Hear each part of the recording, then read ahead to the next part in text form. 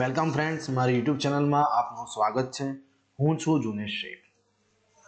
આજના વિડીયોમાં આપણે ધોરણ 12 સામાન્ય પ્રવાહના ઇંગ્લિશ વિષયનું યુનિટ ટેસ્ટ 5 એટલે કે ડિસેમ્બર મહિનાનું જે એકમ કસોટી 5નું પેપર છે એનું આપણે સંપૂર્ણ સોલ્યુશન કરવાના છે. વિડીયોને અંત સુધી જોજો અને ધ્યાનથી જોજો, તમારી માટે મદદરૂપ થશે. ચાલો, સૌથી પહેલાં આ પેપરમાં ટોટલ 19 ક્વેશ્ચન છે. સેક્શન એની વાત કરીએ તો સેક્શન એમાં સૌથી પહેલાં છે write whether the sentence are true or false. એમાં સૌથી પહેલો ક્વેશ્ચન છે they are not taught that brave men die for their countries honour. તો આ જે સેન્ટેન્સ છે આ સેન્ટેન્સ ખોટું છે એટલે કે ફોલ્સ છે. ત્યારબાદ question number 2 the editors are an overworked misunderstood class. તો આ જે સેન્ટેન્સ છે એ સાચું સેન્ટેન્સ છે એટલે કે ટ્રુ છે.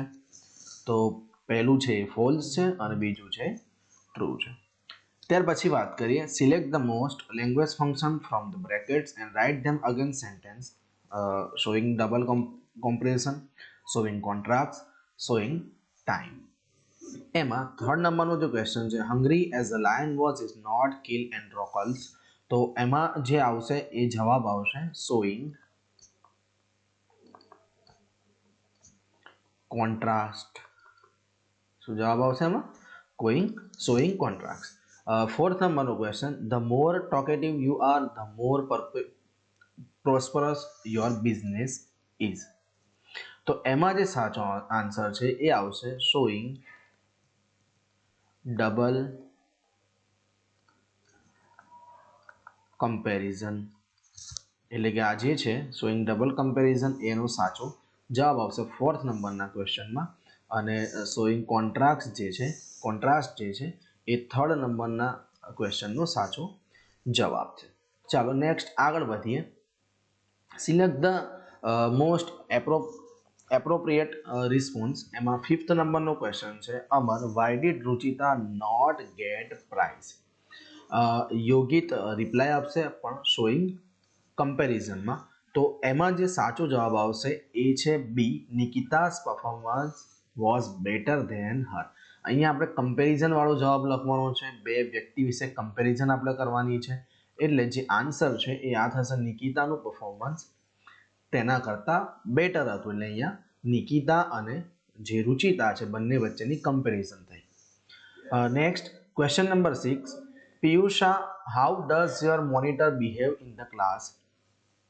તો વેદાંશી જવાબ આપશે શોઈંગ સપોસિએશન. તો એમાં જે જવાબ આવશે question number b he behaves as if he were my class teacher. Next question તરફ જઈએ તો select and write the most appropriate question to get the underlines word પરહાપ્સ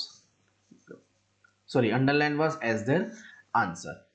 7 નંબરનો ક્વેશ્ચન છે to get mentally relieved we should listen to music. અહીંયા જે underline કરેલો word છે એ ક્વેશ્ચનનો જવાબ થવો જોઈએ એ રીતે આપણે ક્વેશ્ચન બનાવવાનો છે. તો અહીંયા શું છે we should listen to music.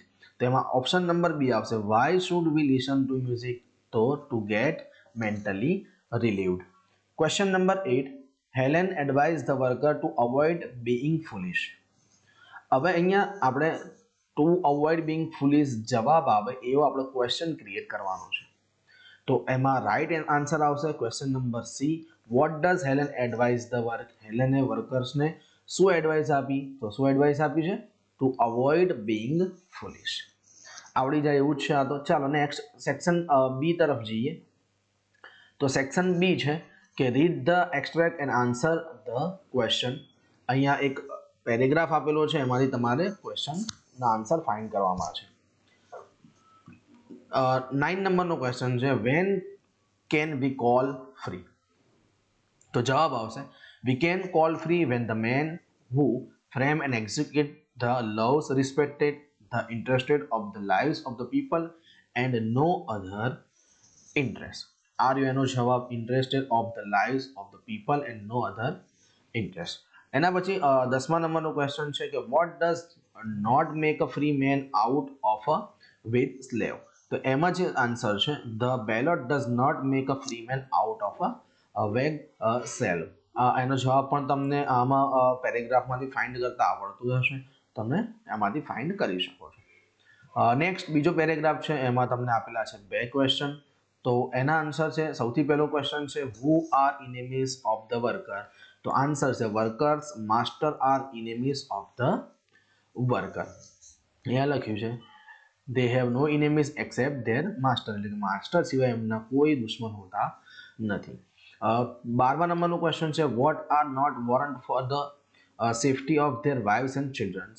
તો workers citizenship papers are not warrant for, અહીંયા ફોર્ટ થઈ ગયું છે પણ છે for the safety of their wives and children. આ રહ્યો એનો answer, not. Okay, next question section c તરફ જઈએ. તો સેક્શન સીમાં પણ પેરેગ્રાફ જ છે, પેરેગ્રાફમાંથી તમારે આન્સરને ફાઇન્ડ કરવાનું છે. 13 નંબરનો ક્વેશ્ચન છે what had the author not imagine. The author had not imagined that her daily routine would be altered. આનો જવાબ પણ અહીંયા આપેલું છે, માય ડેલી રૂટીન વાળું છે, ત્યાંથી તમે એનો જવાબ ફાઇન્ડ કરી શકો છો. Question number 14 how did the author enter the game. તો the author enter the game with the mindset that the title was in over head. Are you it was the last game of the tournament. Sorry, અહીંયા પેરેગ્રાફમાં તમે એનો answer find કરી શકો છો. Title with was in over head, I enter the game એટલે કે author. 15 નંબરનો ક્વેશ્ચન છે what effort was done by the author team.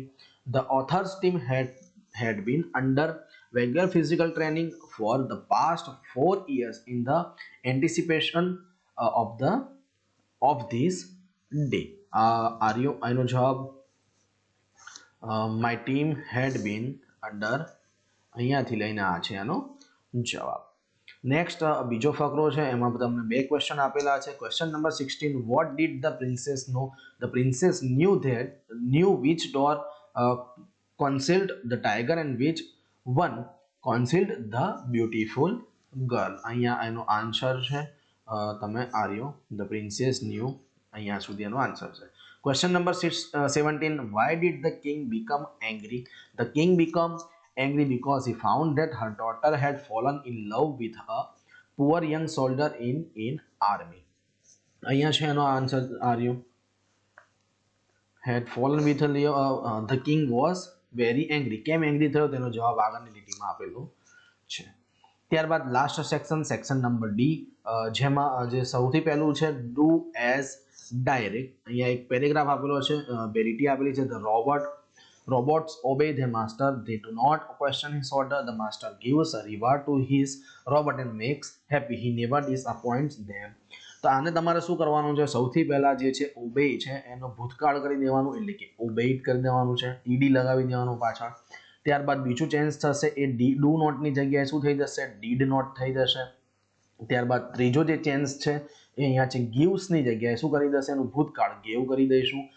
ત્યારબાદ જે લાસ્ટ છે ડિસઅપોઇન્ટ્સ, એની જગ્યાએ એનું ભૂતકાળ ડિસઅપોઇન્ટ, ઈડી લગાવીને તમે પાછળ એનું ભૂતકાળ કરી શકો. તો સિમ્પલ છે, આ 4 ચેન્જીસ છે, એ 4 ચેન્જીસ કરી દો એટલે ડુ એઝ ડાયરેક્ટ થઈ જશે અને તમારા 2 માર્ક્સ કન્ફર્મ થઈ જશે.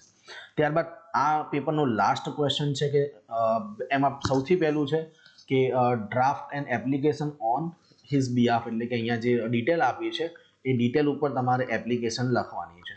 પરંતુ એના અથવામાં આપેલું છે draft a speech using this point in 100 word. કયો ટોપિક છે, કયો પોઈન્ટ છે, love is more powerful than the hatred. તો એમાં અહીંયા મેં તમને સ્પીચ આપેલી છે, મેં અહીંયા સ્પીચવાળા આન્સર લખ્યો છે. આખું બોલતો નથી, તમે બોર થઈ જશો, વિડીયો પણ લાંબુ થઈ જશે. તમારે માત્ર લખવું હોય તો તમે અહીંયાથી સ્ક્રીનશોટ લઈ લેજો. મેં અહીંયા થોડીક સેકન્ડો માટે હોલ્ડ કરું છું જેથી તમે એનો સ્ક્રીનશોટ લઈ શકો. થોડુંક લાંબો છે.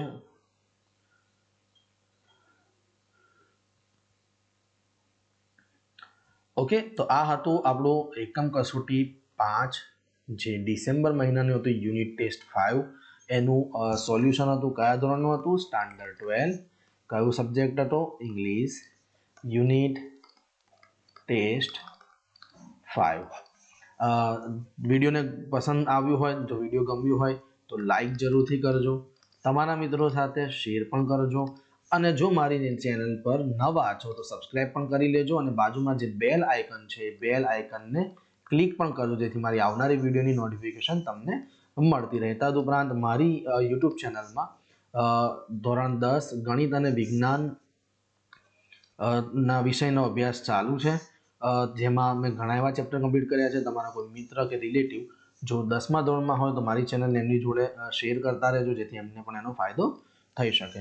મારી ચેનલ સાથે જોડાયેલા રહો, અવનવા વિડીયોની તમને માહિતી મળતી રહેશે. Thank you.